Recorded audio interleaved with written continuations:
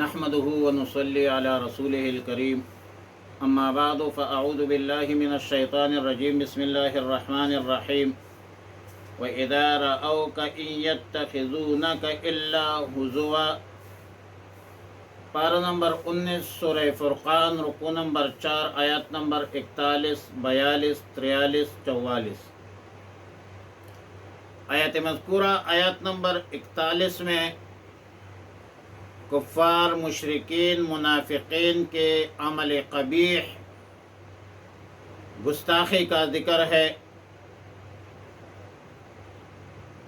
کہ یہ لوگ کفار، منافقین، مشرکین، منکرین آپ کو دیکھتے ہیں تو تمسخر کرنے لگتے ہیں اور کہتے ہیں کہ یہ وہ بزرگ ہے جس کو اللہ نے رسول بنا کر بھیجا ہے۔ مطلب یہ ہے کہ ایسے غریب آدمی کو رسول نہیں ہونا چاہیے۔ اگر رسالت کوئی چیز ہے تو کوئی رئیس ہونا چاہیے، مالدار بندہ ہونا چاہیے۔ آیت نمبر 42 میں کفار مشرکین کا یہ قول نقل کیا۔ ایک اور سوال کہ اس شخص کے جادو بیانی انتہائی متاثر کن ہے اور اتنے غضب کی متاثر کن ہے کہ اس نے ہم کو ہمارے معبودوں سے ہٹایا ہے اگر ہم مضبوطی سے قائم نہ رہتے۔ مطلب یہ کفار، منافقین، مشرکین اپنے آپ کو ہدایت پر سمجھتے ہیں اور کہتے ہیں کہ یہ نعوذ باللہ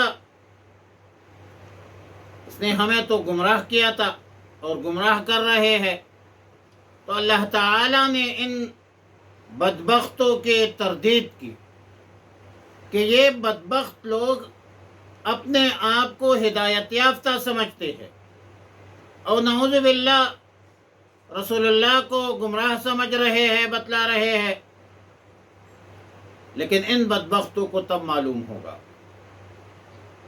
جس وقت یہ عذاب دیکھیں گے، عذاب کا معائنہ کریں گے، پھر پتہ چلے گا کہ کون گمراہ ہے اور آیا یہ کفار، منافقین، مشرکین خود گمراہ تھے یا نعوذ باللہ پیغمبر۔ اور ضمناً اس کلام میں ان بدبختوں کا جواب بھی مل گیا کہ رسالت، نبوت مالداری کی بنیاد پر نہیں ہوتی۔ مالدار نہ ہونے کی وجہ سے نبوت کا انکار کرنا بدترین حماقت ہے، جہالت ہے، سفاہت ہے اور بیوقوفی کے علاوہ کچھ نہیں ہے۔ دنیا میں ان بدبختوں نے جو کچھ کہنا ہے کہہ دے، جو کچھ کرنا ہے کر لے، لیکن بروز قیامت اس پر پوری حقیقت اور حقیقت حال واضح ہو جائے گی کہ کون ہدایت پر تھے اور کون دلالت پر تھے۔ آیت نمبر 43 میں تسلی ہے رسول اللہ صلی اللہ علیہ وسلم کو کہ کیا آپ نے اس شخص کی حالت دیکھی ہے جس نے اپنا خدا اپنے خواہشات نفسانی کو بنا رکھی ہے؟ تو کیا ایسی شخص کے آپ وکالت کر سکتے ہیں؟ کیا ایسے بدبختوں کے آپ ذمہ داری اٹھا سکتے ہیں؟ کیا ایسے بے وقوفوں کی نگرانی آپ کر سکتے ہیں؟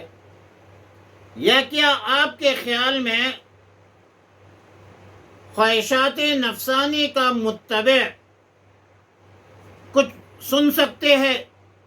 اس پر تو خواہشات نفسانیہ کا غلبہ ہے، وہ تو نہ کچھ سن سکتے ہیں اور نہ ان کے اندر عقل ہے، نہ یہ سمجھ سکتے ہیں اور تسلی ہے رسول اللہ مبارک صلی اللہ علیہ وسلم کو۔ مطلب یہ ہے کہ آپ ان بدبختوں کے ہدایت نہ ہونے پر، ایمان نہ لانے کی وجہ سے آپ مغموم نہ ہو، آپ غمگین نہ ہو، کیونکہ ما انت علیہم بمسیطر، آپ اس پر کوئی مسلط تو نہیں ہے،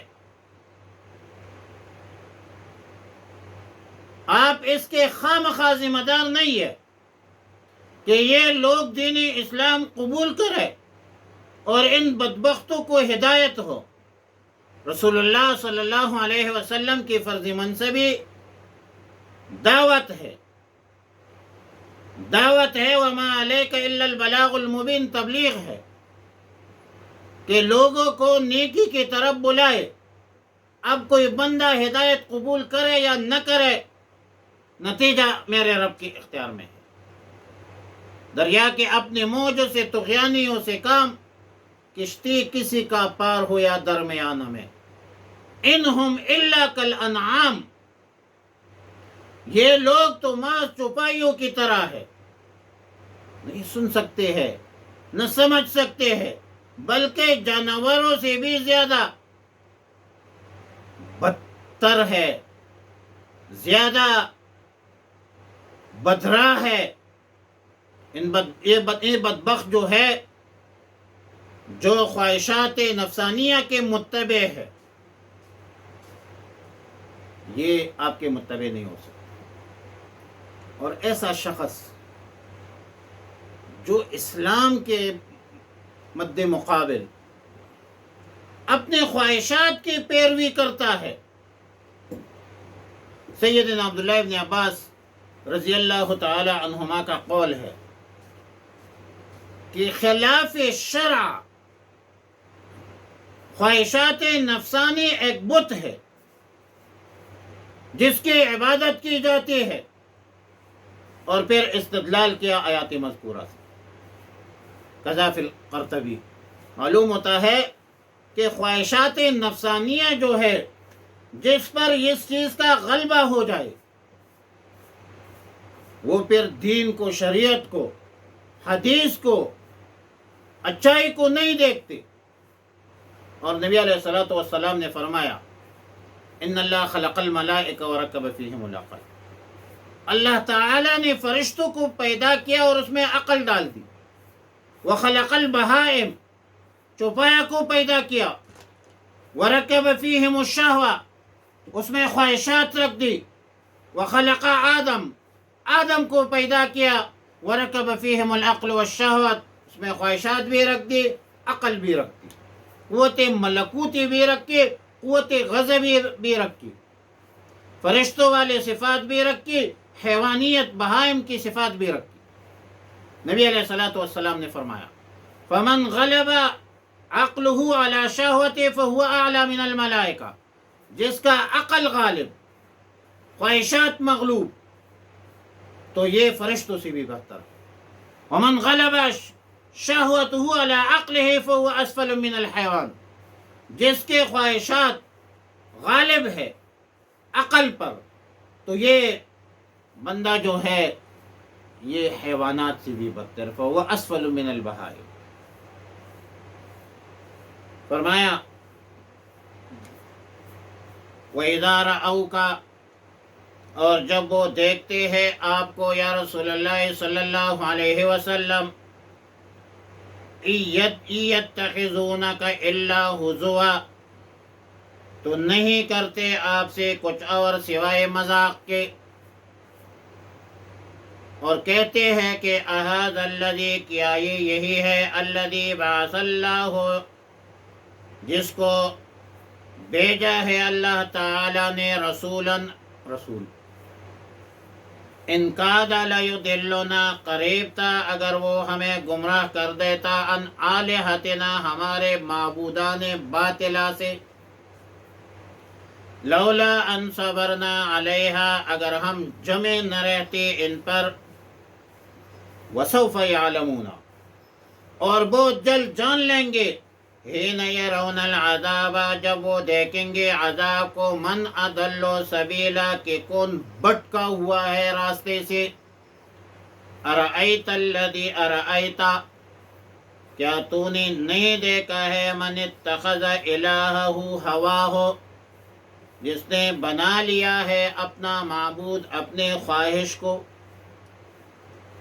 افانت تکون علیہ وکیلا، تو کیا تم ہو سکتے ہو ان کے ذمہ دار، ام تحسب، کیا تم خیال کرتے ہو، ان اکثرہم، ان میں اکثر، یسمعون، سنتے ہیں، او یعقلون، یا عقل سے کام لیتے ہیں، انہم، نہیں ہے یہ لوگ، الا کالانعام، چوپائیوں کی طرح ہے، بل ہم اضل سبیلا، بلکہ ان سے زیادہ گمراہ ہے۔ وصلی اللہ علی النبی الامی الکریم وعلی آلہ وصحبہ اجمعین۔